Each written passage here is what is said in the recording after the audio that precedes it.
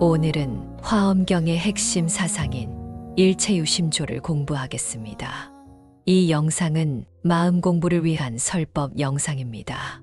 대방광불화엄경을 줄여서 화엄경이라 하는데 대승불교의 핵심 경전 중 하나로 심오한 철학 사상과 웅장한 세계관을 담고 있습니다. 동진 시대에 번역된 60권본과 당나라 시대에 번역된 80권본이 대표적이며 한국 불교를 비롯한 동아시아 불교에 지대한 영향을 미쳤습니다. 화엄경의 핵심 메시지는 크게 세 가지로 압축됩니다. 첫째는 상즉상입으로 서로가 곧 서로에게 들어가 융화한다는 의미인데, 이 세상의 모든 존재는 서로를 포함하고 있으며 개별적 존재이면서 동시에 전체와 하나를 이룹니다. 둘째는 사사무예로 현상계의 모든 사물과 사건들이 서로 아무런 장애 없이 원융하게 융합되어 있다는 사상입니다. 셋째는 일체유심조로 일체 모든 것은 오직 마음이 지어내는 것이며 세상의 모든 현상과 경험은 결국 우리 마음의 반영이므로 마음을 정화하고 깨달음을 얻는 것이 중요합니다. 오늘은 이 중에서 특히 일체유심조를 중심으로 우리의 말과 생각이 어떻게 세상을 만들어가는지 살펴보겠습니다. 부처님께서는 화엄경에서 이렇게 말씀하셨습니다. 마음이 화공과 같아서 온갖 세간을 그려내며 오온이 모두 생겨나는데 법으로서 만들어지지 않는 것이 없다고. 이 말씀의 핵심은 무엇일까요? 마음이 마치 화가처럼 세상을 그려낸다는 것인데, 우리가 경험하는 세상은 객관적 실체라기보다 각자의 마음이라는 필터를 통해 재구성된 주관적 현실입니다. 일체유심조란 세상의 모든 현상은 오직 마음이 만들어낸다는 가르침으로 눈앞에 책상과 의자가 존재하지 않는다는 뜻이 아니라 그것을 보고 아름답다거나 낡았다고 판단하며 비싸거나 싸다고 가치를 매기는 주체가 바로 마음이라는 의미입니다. 똑같은 풍경을 보아도 마음이 즐거운 사람은 세상을 아름답게 보고, 마음이 괴로운 사람은 모든 것이 슬프게 보입니다. 봄날 만개한 벚꽃을 보며 어떤 이는 생명의 아름다움에 감탄하지만 어떤 이는 곧 떨어질 꽃잎에서 무상함을 느끼고 슬퍼합니다. 같은 비를 맞아도 농부는 단비라 기뻐하고 소풍을 계획한 아이는 굳은 날씨라 실망합니다. 이처럼 세상 자체가 즐겁거나 슬픈 것이 아니라 우리 마음이 그렇게 만들어내는 것입니다. 그렇다면 마음은 어떻게 세상을 만들어낼까요? 가장 직접적인 방법이 바로 우리가 내뱉는 말입니다. 말은 단순히 성대를 울려 나오는 소리의 조합이 아니라 우리 마음의 상태를 그대로 드러내는 표현이자 세상에 직접적인 영향을 미치는 창조적인 힘을 가집니다. 따뜻한 격려의 말을 건넬 때 그 말은 상대방의 마음에 긍정적인 파동을 일으키고, 그 긍정적 기운은 다시 그 사람의 행동을 변화시키며 그 변화된 행동은 주변 사람들에게 또 다른 영향을 미칩니다. 이 영향은 꼬리에 꼬리를 물고 온 세상으로 퍼져나가는데, 이것이 바로 말이 세상을 만들어가는 과정입니다. 반대로 무심코 던진 비난의 말 한마디는 상대방의 마음에 상처를 남기고, 그 상처는 분노나 미움 같은 부정적 감정을 일으켜 세상을 향해 퍼져나가며 또 다른 갈등과 대립의 원인이 됩니다. 이처럼 우리의 말은 나와 남을 이롭게 하는 약이 될 수도 있고 모두를 해치는 독이 될 수도 있습니다. 그렇다면 어떤 말을 해야 할까요? 화엄경의 가르침에 따르면 긍정적인 세계를 만들기 위해서는 세 가지 말을 실천해야 합니다. 첫째, 칭찬의 말입니다. 칭찬은 상대방의 장점을 인정하고 존중하는 마음의 표현으로 상대방 안에 잠재된 선한 가능성을 일깨워주는 역할을 합니다. 직장 동료가 작은 일이라도 잘 처리했을 때 그냥 지나치지 말고 수고했다고 칭찬해 보십시오. 그 한마디가 그 사람에게 자신감을 주고 더 열심히 일하려는 동기가 되며 결국 조직 전체의 분위기를 밝게 만듭니다. 둘째, 격려의 말입니다.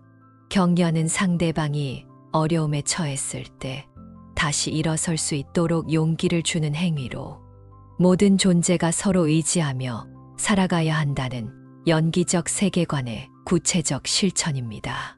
시험에 떨어져 좌절하는 친구에게 괜찮다며 다음에 잘할 수 있다고 격려해 보십시오. 그 말 한마디가 절망의 구덩이에서 그 사람을 끌어올리고 다시 일어나 도전할 힘을 줍니다. 셋째, 희망을 주는 말입니다. 희망을 주는 말은 미래에 대한 긍정적 믿음을 심어주는데 마음이 미래를 만들어낸다는 일체유심조의 원리에 비추어 볼 때 희망을 말하는 것은 곧 밝은 미래를 함께 창조하는 일입니다. 어려운 상황에서도 좋아질 거라고, 해낼 수 있다고, 함께하면 가능하다고 말해 보십시오. 그 희망의 말이 실제로 현실을 바꾸는 힘이 됩니다. 실제로 한 회사에서 있었던 일입니다. 실적이 저조했던 한 팀이 있었는데 새로 부임한 팀장이 매일 아침 회의 때마다 팀원들의 작은 성과도 칭찬하고 할 수 있다고 격려했습니다. 3개월 후 그 팀은 회사 최우수 팀이 되었는데 팀원들은 팀장의 긍정적인 말이 자신들을 변화시켰다고 말했습니다.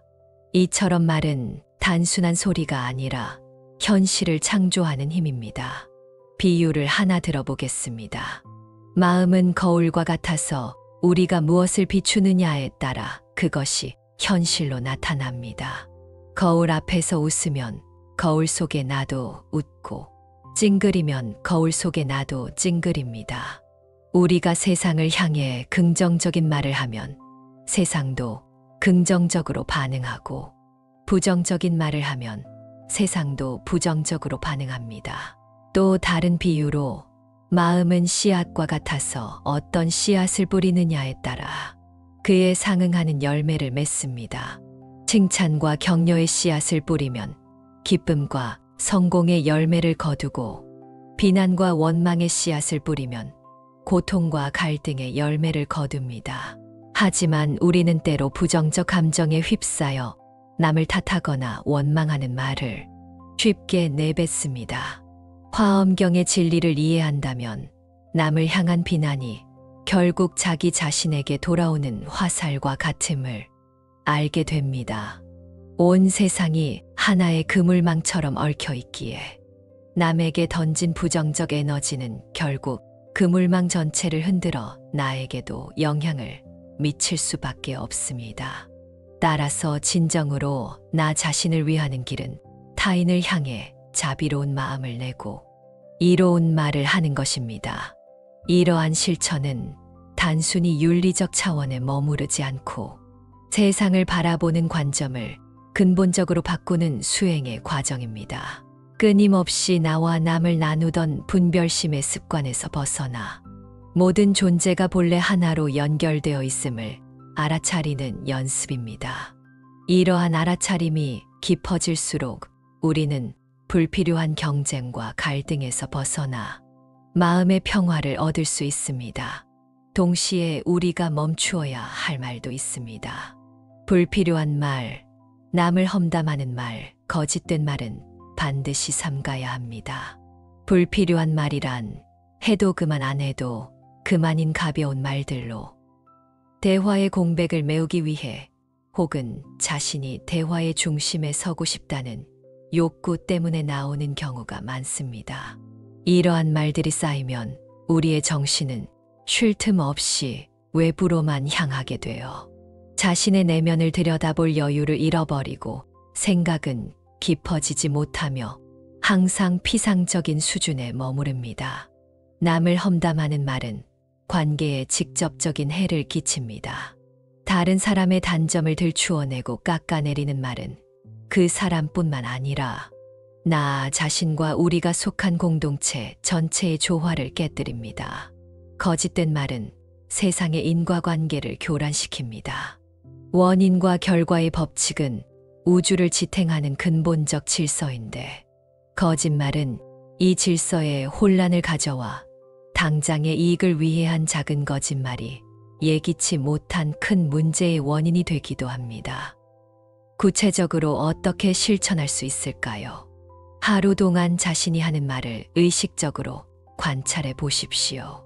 아침부터 저녁까지 내가 한 말들을 돌아보며 불필요한 말은 몇 번이었는지, 누군가를 험담하지는 않았는지, 거짓말을 하지는 않았는지 점검합니다.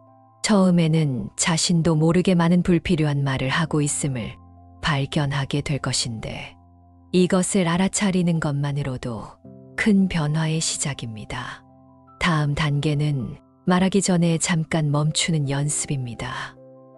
입이 열리려는 순간 0.5초만 멈추고 이 말이 정말 필요한지 생각해 보십시오.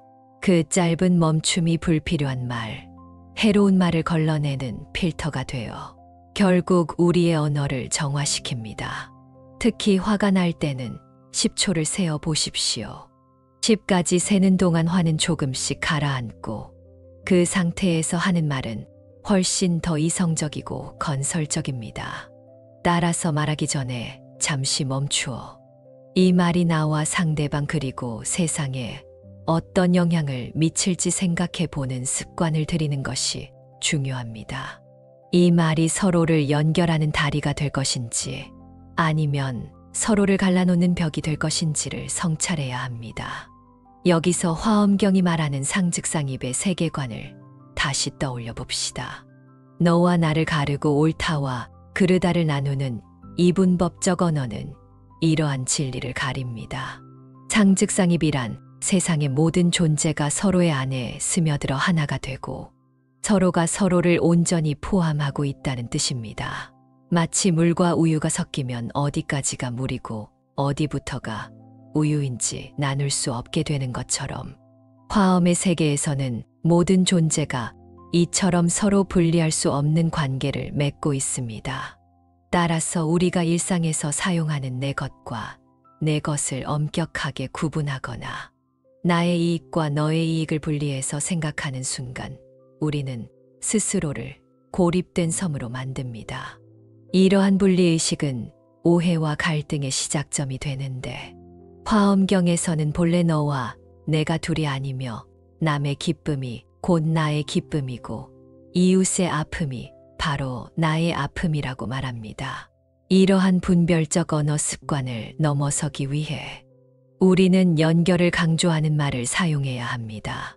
덕분에라는 말은 나의 성취가 결코 나 혼자만의 힘으로 이루어진 것이 아님을 인정하는 겸손의 표현으로, 나의 성공 뒤에는 수많은 사람들의 도움과 지지, 그리고 눈에 보이지 않는 사회 전체의 노력이 있었음을 기억하게 합니다. 함께라는 말 역시 분리의 벽을 허무는 강력한 힘을 지니는데, 어떤 일을 추진할 때 나를 따르라고 말하는 대신 우리 함께 해보자고 말할 때 그곳에는 수평적이고 평등한 관계가 형성됩니다. 공동의 목표를 위해 각자의 지혜와 힘을 모으는 과정 속에서 우리는 더 큰 성취를 이루고 서로에 대한 신뢰와 유대감을 깊게 만들어 갑니다. 반대로 우리가 반드시 삼가야 할 말은 비난과 평가의 언어입니다. 타인의 잘못을 지적하고 그 사람의 인격을 규정짓는 말들은 그 자체로 폭력이 될 수 있습니다. 화엄의 관점에서 보면 모든 존재는 내면에 부처와 같은 존귀하고 완전한 성품을 지니고 있는데, 이를 불성이라고 부릅니다. 불성이란 모든 생명체가 본래부터 가지고 있는 깨달음의 가능성을 의미하므로, 어떤 사람이 실수를 저질렀다 해도 그것은 그 사람의 본질이 아니라 여러 조건에 의해 잠시 드러난 현상일 뿐입니다. 우리가 그 현상만을 보고 그 사람 전체를 나쁘다고 평가한다면 우리는 그 사람 안에 있는 신성한 불성을 보지 못하는 것과 같습니다. 모든 존재를 부처로 존중하는 마음에서 나오는 말이 곧 진리의 언어이며 이러한 마음가짐은 우리의 언어 생활에 근본적인 변화를 가져옵니다. 우리는 더 이상 상대를 통제하거나 이기기 위해 말하지 않게 되고 대신 상대방의 말을 깊이 듣고 이해하려는 경청의 자세를 갖추게 됩니다. 또한 상대방의 단점보다는 장점을 발견하고 칭찬하려는 노력을 하게 되는데 이러한 언어 습관이 쌓일 때 우리 주변의 인간관계는 비로소 평화롭고 조화로워질 수 있습니다. 지금까지의 핵심을 정리하면 세 가지입니다. 첫째, 일체유심조란 마음이 세상을 만들어내며 특히 우리가 내뱉는 말이 세상을 창조하는 힘을 가집니다. 둘째, 칭찬, 격려, 희망의 말을 실천하고 불필요한 말, 험담, 거짓말을 멈추어야 합니다. 셋째, 상즉상입의 세계관으로 너와 나를 나누지 않고 덕분에와 함께라는 연결의 언어를 사용해야 합니다. 이제 화엄경의 또 다른 핵심 사상인 법계연기를 살펴보겠습니다. 법계연기란 우주의 모든 존재와 현상이 독립적으로 존재하는 것이 아니라 서로가 서로에게 원인이자 조건이 되어 끝없이 관계를 맺으며 존재한다는 심오한 진리입니다. 바다의 수많은 물방울이 모여 거대한 파도를 이루지만 어떤 물방울 하나도 혼자서는 파도가 될 수 없는 것과 같습니다. 모든 물방울은 다른 물방울과 연결되어 비로소 파도라는 전체의 움직임을 만들어내는데 나의 존재 역시 결코 나 혼자만의 것이 아닙니다.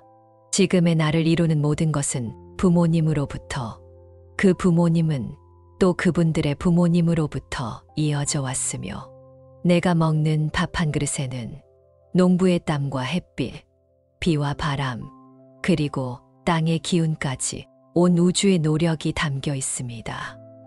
이처럼 세상의 모든 것은 보이지 않는 끈으로 연결되어 서로 영향을 주고받습니다. 화엄경에서는 이러한 세계의 모습을 인드라망이라는 비유를 통해 설명합니다. 인드라망이란 제석천의 궁전에 걸려있는 거대한 그물인데 그물코마다 투명한 구슬이 달려 있습니다. 중요한 점은 각각의 구슬이 단순히 제자리에 있는 것이 아니라 다른 모든 구슬의 모습을 남김없이 비춘다는 사실입니다. 하나의 구슬 속에는 나머지 수억 개의 구슬이 모두 비치고 그 비친 구슬들 속에는 또다시 온 세상의 구슬들이 그대로 담겨 있습니다. 이는 곧 하나의 존재 속에 우주 전체가 들어 있으며 우주 전체가 하나의 존재를 통해 자신을 드러낸다는 의미입니다. 이것을 일중일체 다중일이라고 표현하는데 하나 속에 모든 것이 있고 모든 것 속에 하나가 있다는 뜻입니다. 이러한 관점에서 보면 사소하고 작은 존재란 세상에 없습니다. 길가에 핀 들꽃 한 포기 속에도 우주 전체의 모습이 담겨 있으며 그 들꽃 하나가 없다면 우주는 지금의 모습 그대로 완전할 수 없습니다. 그러나 우리는 일상생활 속에서 이러한 세상의 참모습을 보지 못하고 나와 남을 나누고 좋은 것과 싫은 것을 구분하며 이로운 것과 해로운 것을 계산합니다. 이러한 분별심이 바로 우리가 고통을 겪는 근본적 원인이 되는데 모든 것이 본래 한 몸처럼 연결되어 있다는 진리를 보지 못하고 나라는 작은 개체를 지키기 위해 애쓰면서 다른 존재와 갈등하고 대립하기 때문입니다. 이러한 분별과 대립을 만들어내는 주체는 바로 무지입니다.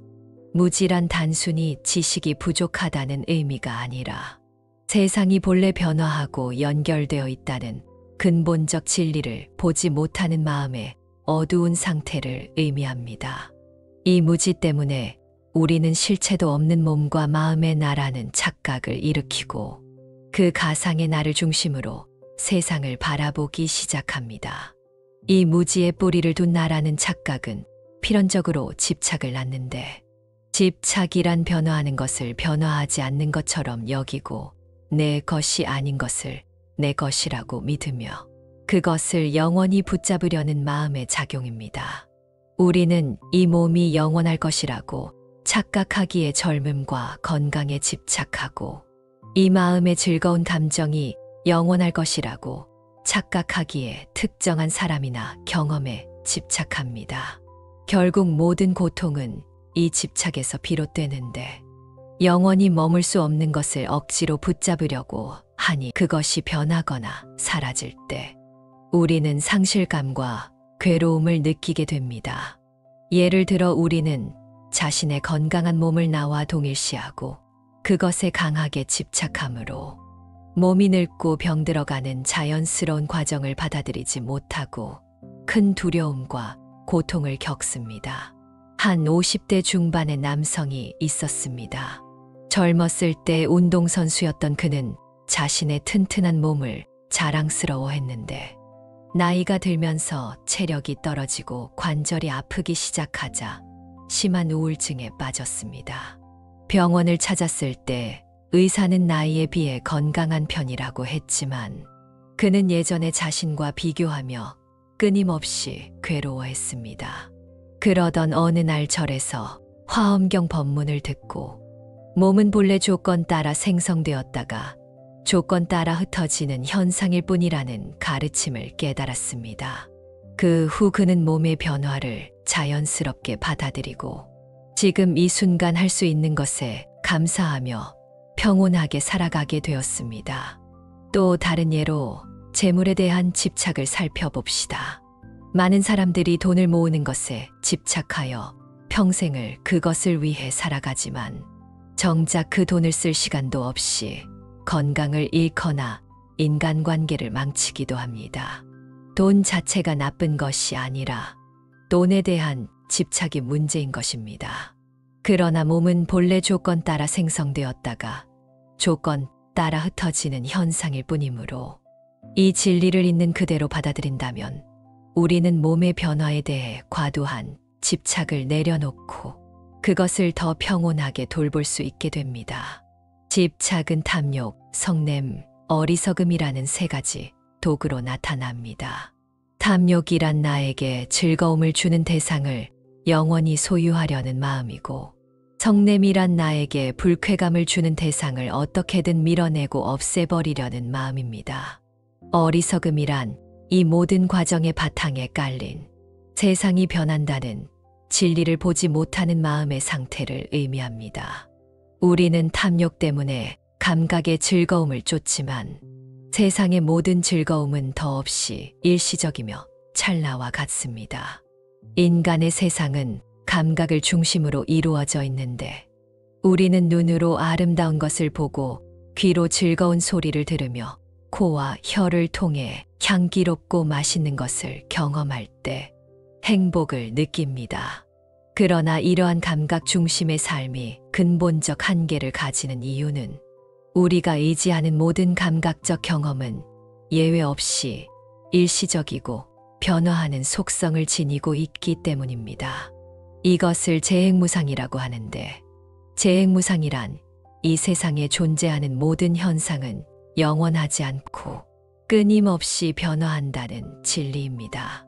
아무리 맛있는 음식도 먹고 나면 그 맛은 사라지고 아무리 감미로운 음악도 연주가 끝나면 고요함만이 남습니다. 따라서 영원히 지속될 수 없는 감각적 즐거움에 우리의 행복을 의지하는 것은 모래 위에 집을 짓는 것과 같이 위태로운 일입니다. 고통에서 벗어나는 유일한 길은 탐욕과 성냄, 어리석음이라는 세 가지 원인을 버리는 데 있으며 이것을 버릴 때 비로소 우리는 해탈에 이를 수 있습니다. 해탈이란 모든 고통과 속박에서 벗어난 완전한 자유와 평화의 상태를 의미하는데 그 첫걸음은 바로 자신의 마음을 정직하게 관찰하는 것에서 시작됩니다.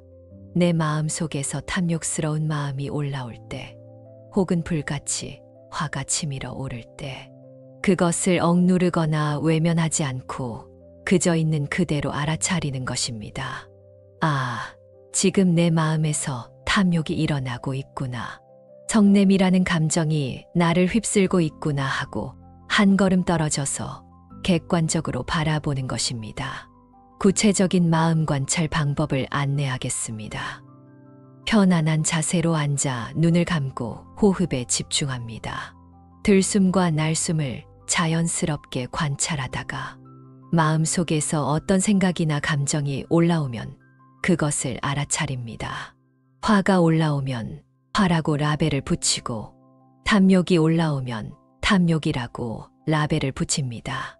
중요한 것은 그 감정을 밀어내거나 억압하지 않고 그저 바라만 보는 것입니다.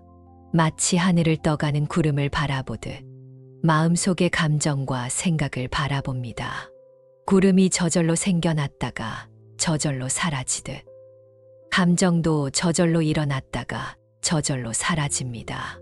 이렇게 관찰하는 연습을 매일 10분씩 하다 보면 점점 감정에 휘둘리지 않는 힘이 생깁니다. 어떤 날은 관찰이 잘 되고 어떤 날은 감정에 휩쓸릴 수도 있습니다. 그것도 괜찮습니다.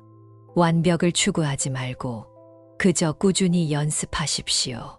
관찰하는 순간 우리는 더 이상 그 감정이나 생각과 나 자신을 동일시하지 않게 돼요. 우리는 감정의 주인이 되어 그것을 지켜보는 관찰자가 됩니다. 이러한 관찰의 힘이 깊어질수록 우리는 집착을 점차 놓아버릴 수 있고 마침내 이 집착을 완전히 놓아버릴 때 우리의 마음은 본래의 모습인 깊은 고요함을 되찾게 됩니다. 이러한 관찰과 놓아버림의 과정은 우리를 궁극적인 깨달음으로 이끌어주는데 그것은 바로 나라는 존재는 본래부터 고정된 실체가 없다는 진리를 체득하는 것입니다. 이것이 바로 제법무아의 가르침으로 제법무아란 나라고 부를 만한 독립적이고 영원한 실체는 그 어디에도 없다는 진리입니다. 나는 그저 끊임없이 변하는 몸과 마음의 현상들이 잠시 모여 작동하는 현상일 뿐인데 우리가 나라고 믿는 이 육신은 결코 고정불변의 실체가 아니라 매 순간 끊임없이 변화하는 과정 속에 있습니다. 과학적 사실만 보더라도 우리 몸의 세포들은 끊임없이 죽고 새로 태어나기를 반복하며 몇 년 전의 내 몸과 지금의 내 몸은 물리적으로 이미 상당 부분 다른 물질로 이루어져 있습니다. 또한 이 몸은 우리가 섭취하는 음식과 마시는 물, 호흡하는 공기와 같은 외부의 조건 없이는 단 하루도 유지될 수 없습니다.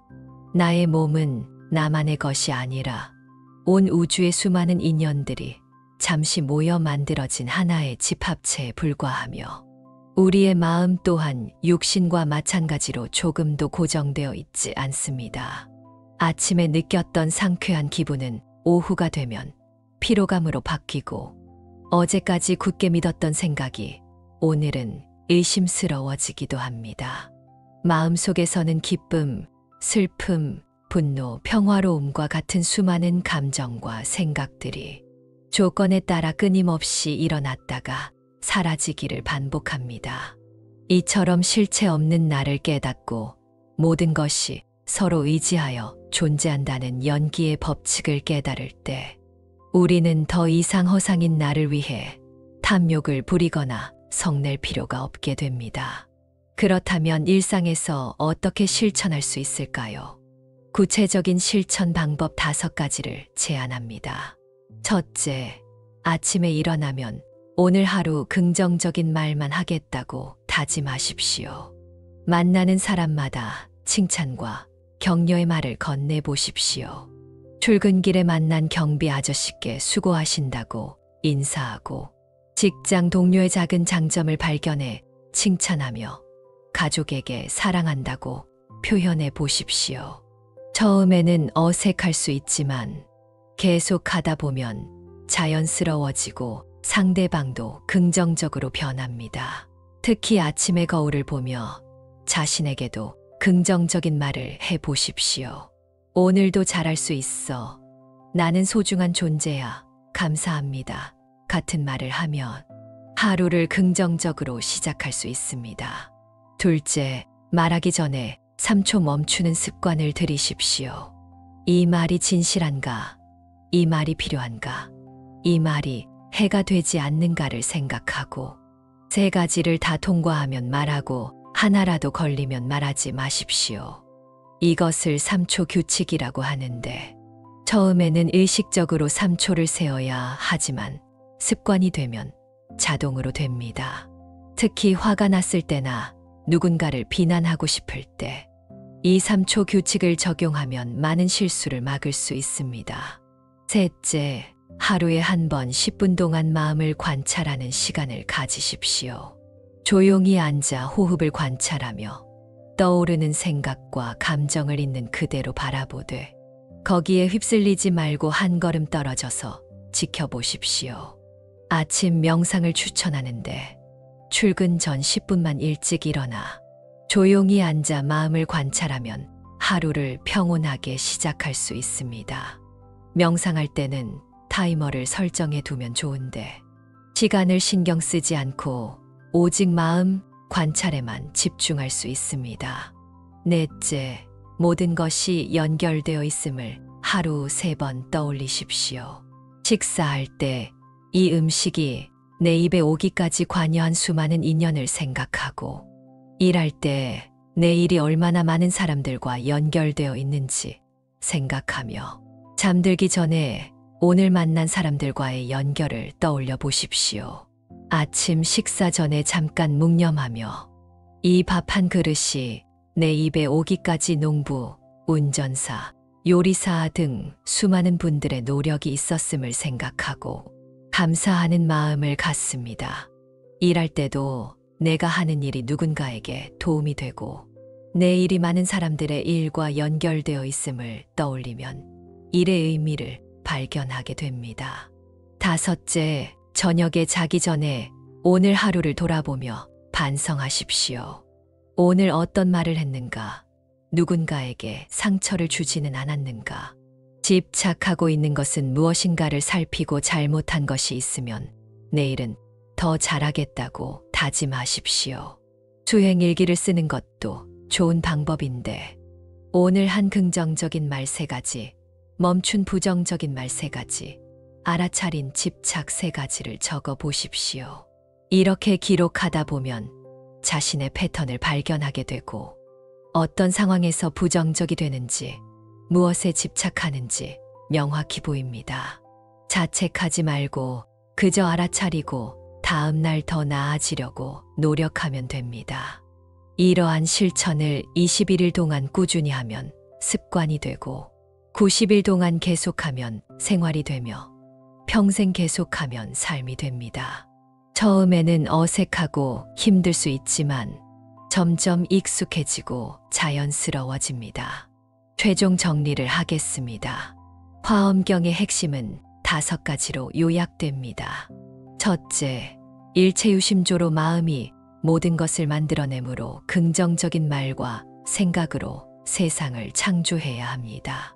둘째, 법계연기로 모든 것이 연결되어 있으므로 나와 남을 나누지 말고 함께 살아가야 합니다. 셋째, 무지와 집착이 고통의 원인이므로 마음을 관찰하여 집착을 내려놓아야 합니다. 넷째, 재범무화로 나라는 실체가 없으므로 허상인 나를 위해 애쓰지 말아야 합니다. 다섯째, 실천이 가장 중요하므로 매일 긍정적인 말, 마음 관찰, 연결 자각을 반복해야 합니다. 화엄경은 우리에게 세상의 진정한 모습을 보여주고 그 안에서 우리가 어떻게 살아가야 하는지에 대한 명확한 지침을 제공합니다. 모든 것은 서로 연결되어 있으며 그 모든 관계의 중심에는 우리의 마음이 있습니다. 지금 이 순간 내가 하는 생각, 내가 내뱉는 말 한마디가 나 자신뿐만 아니라 온 세상을 만들어가는 소중한 재료임을 잊지 마십시오. 긍정적이고 희망찬 말로써 나와 이웃 그리고 세상을 가꾸어 나가는 것. 이것이 바로 화엄의 가르침을 일상 속에서 살아내는 보살의 삶입니다. 여러분께 질문을 드립니다. 오늘부터 어떤 말을 하시겠습니까? 부처님의 가르침대로 칭찬과 격려와 희망의 말을 실천하고 모든 존재가 서로 연결되어 있음을 자각하며 살아가기를 발언합니다. 이 공덕으로 모든 중생이 고통에서 벗어나 평화와 자유를 얻기를 축원합니다. 나무석가 모니불 나무아미타불 관세음보살. 이 영상이 도움이 된다면 구독과 좋아요 눌러주시면 감사하겠습니다. 여러분의 응원이 큰 힘이 됩니다.